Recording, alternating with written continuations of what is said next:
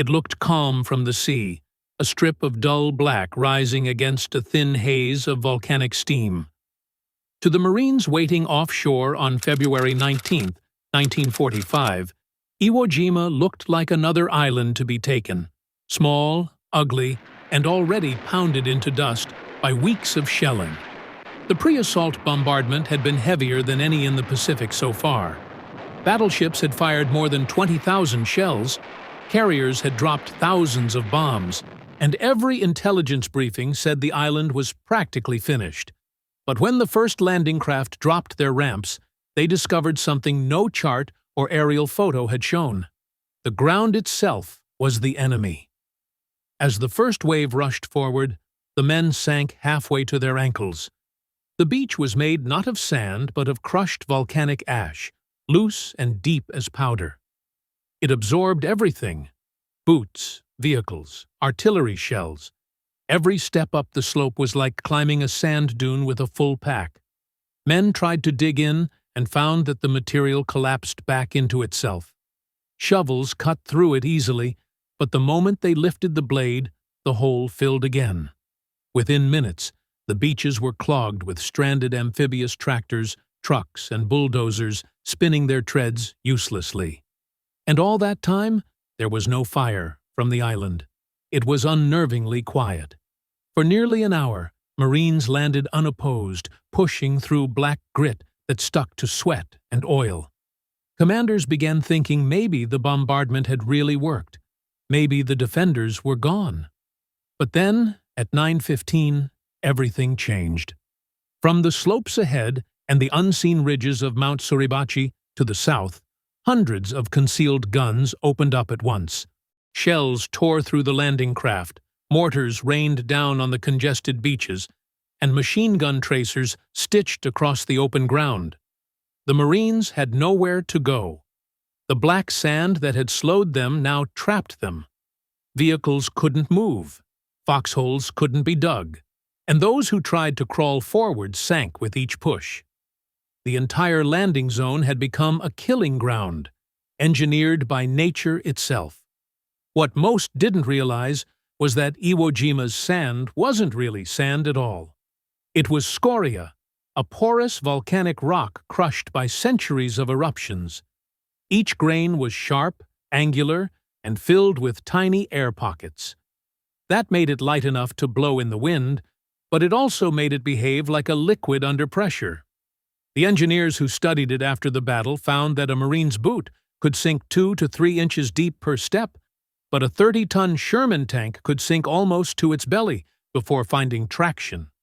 Bulldozers had to build roads of compacted ash just to move supplies a few dozen yards inland. The first hours of the invasion were chaos. Landing craft piled up, blocked by wrecks or stuck in ash.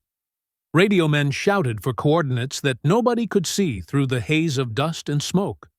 Units meant to advance 500 yards in the first hour advanced barely 50. Every foot of ground was paid for twice. Once in sweat, once in blood.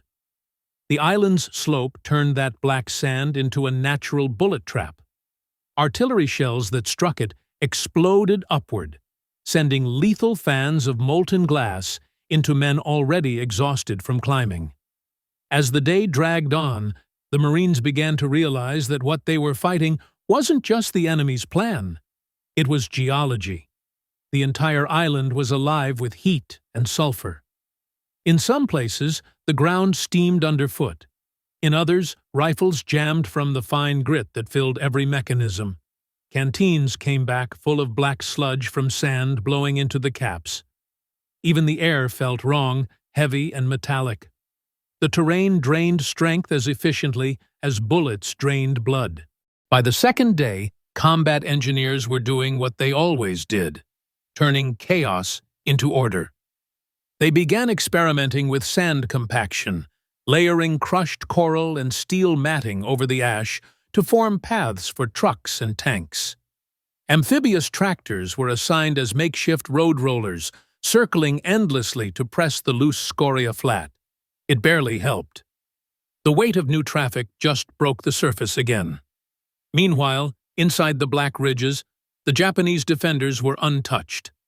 Their tunnel system ran beneath the very ground that swallowed the Americans. 11 miles of it, chambers, pillboxes, and gun casemates, all hidden behind layers of volcanic rock. When Marines thought they'd destroyed a bunker, men would reappear hours later from unseen tunnels. Every explosion only shifted the ash, sealing some openings and exposing others. In effect, the island itself was both armor and weapon. The black sand absorbed shock, muffled sound, and made the Japanese positions invisible even at close range. It was the perfect defense material. The more the Americans bombarded it, the deeper it dug in. By the third day, supply sergeants began reporting losses they'd never seen before. Canteens ruined by grit, ammunition boxes rusting overnight from sulfur steam, machine guns seizing up every few belts because the sand infiltrated the feed trays. It was destroying not just men but machines, the one thing the American military depended on most. That was when the Navy construction battalions, the Seabees, began landing in earnest. Their mission wasn't just to repair roads, it was to make the island usable. They brought graders, scrapers, and heavy rollers, and immediately faced the same problem. Nothing could gain traction. Bulldozers dug themselves into holes as fast as they tried to fill them. The sand wasn't soil. It was a powdered sponge that compressed but never compacted. The Seabees resorted to laying down pierced steel planking, PSP, the same material used for temporary runways, just to let their own trucks move. The Marines fought day and night. Every shell that landed buried itself harmlessly before exploding. Every foxhole collapsed into dust. Even tankers had to stop every few hours to clear filters and radiators of grit. Pilots flying overhead described the island as a smudge of moving black smoke. The dust rose so high it interfered with air operations. For the men below, it became a constant reminder that they weren't fighting in a normal environment. They were fighting the island itself. By the end of the first week, the beachhead finally stabilized, but at staggering cost. The black sand had claimed more men through exhaustion, exposure, and immobilized vehicles than direct enemy fire. Veterans who survived said the ground felt alive, as if it was trying to pull them back in. They described it as the beach that swallowed men.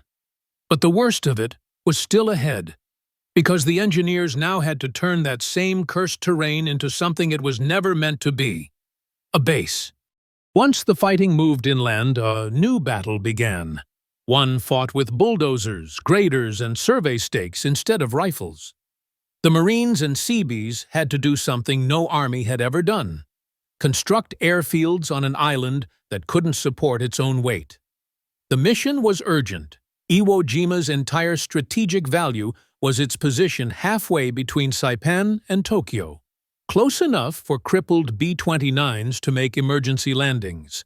But that meant the runways had to hold fully loaded super fortresses, each weighing over 130,000 pounds. When the engineers first surveyed the site for Airfield Number 1, the readings were discouraging. The ground shifted under every step. Bulldozers sank. Trucks left ruts that turned to trenches overnight. Even the compacted subgrade couldn't reach stable density. They tried mixing crushed rock into the volcanic sand, but the island offered none. Every piece had to be imported by ship: rock, gravel, even cement. And while they were trying to build, the battle still raged only a few hundred yards away. To lay a single runway, Seabees ran a continuous cycle of dump trucks from the beach to the construction zone. Each truck carried a load of coral or crushed brick scavenged from earlier island bases. The trip took hours, the trucks crawling at walking speed through sand that felt bottomless. Bulldozer operators learned to drive with one hand on the throttle and one on the lever that could drop the blade instantly. It was the only way to stop from tipping when a track broke through. The heat from buried magma vents melted tar and softened asphalt before it cooled. Men called the place Black Hell and meant it literally. Yet, despite everything, progress came. They learned to work with the island instead of against it. Graders carved channels to drain the sulfur steam, venting it sideways instead of up through the new runway. Layers of coral and ash were alternated like concrete pores. Within a month, the first strip was operational. And before the battle was even fully over, damaged B-29s began limping in, tires sinking slightly into soft black dust, but landing safely. One crew after another said the same thing. We wouldn't have made it anywhere else. When the shooting finally stopped, Iwo Jima was unrecognizable. What had once been a volcanic fortress was now a vast construction yard. Airfields, fuel tanks, roads, maintenance depots, all carved out of material that had nearly destroyed the invasion. The cost had been staggering. Nearly 7,000 Marines dead, another 20,000 wounded. But the island they left behind would end up saving more airmen than it had killed soldiers. Over 2,200 B-29s made emergency landings there before the war's end, each one carrying 11 men who might not have lived otherwise. Years later, when the Navy analyzed the operation, they found something strange in the casualty data. For the first 3 days, direct enemy fire had accounted for less than half of all losses on the beaches. The rest came from immobilized vehicles, heat exhaustion, and exposure while trapped in open terrain. The black sand had literally been the dominant killer. The island still sits where it always did, 8 square miles of desolation in the Pacific, wind-swept and scarred. Veterans who returned decades later said the sand still clung to boots like ash. But they also said something else, that it reminded them of what endurance looked like. The black sand had taken everything from them, but it had also forced them to invent, adapt, and build something permanent out of chaos. For the engineers, it was a cruel teacher, but a lasting one. The lessons learned about compaction, soil mechanics, and volcanic substrate would later influence runway design across the Pacific and even in Korea. The men who'd once cursed the sand now used what it taught them to build the next generation of forward bases. In the end, Iwo Jima became both a grave and a classroom, proof that even the most unforgiving ground could yield under persistence. And though the guns have long fallen silent, the island's black sand still holds the memory of those who learned, in the hardest way possible, that sometimes the deadliest battlefield weapon isn't man-made. It's the Earth itself. Please subscribe to the channel if you liked the video. I put a lot of effort to bring you factually correct and lesser-known stories of the past. We'll see you tomorrow with the next one.